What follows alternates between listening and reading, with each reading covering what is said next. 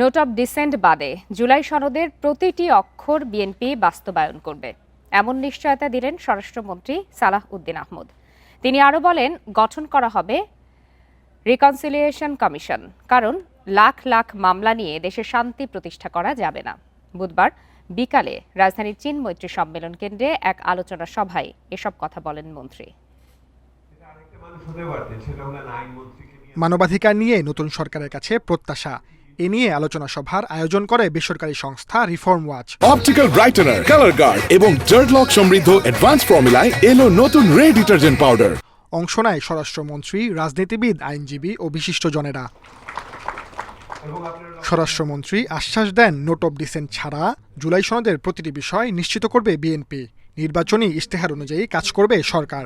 আমরা জুলাই জাতীয় সনদের প্রতিটি অক্ষর, প্রতিটি শব্দ বাস্তবায়ন করব। যেখানে নোট অফ ডিসেন্ট দেওয়া আছে, অনেক দল অনেক রকম নোট অফ ডিসেন্ট দিয়েছে, অনেক দফাতে আমরাও দিয়েছি।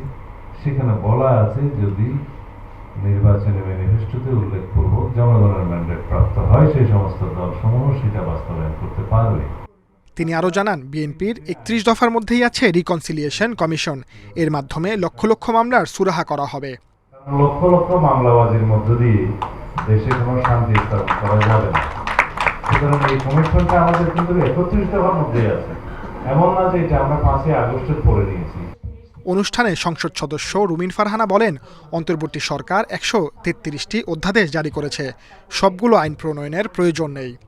আমি একজন নাগরিক হিসেবে, আইন প্রণেতা হিসেবে এবং একজন ক্ষুদ্র আইনজীবী হিসেবে মনে করি 133টা অধ্যাদেশকে সত্যি সত্যি আসলে আইন করার দরকার নাই।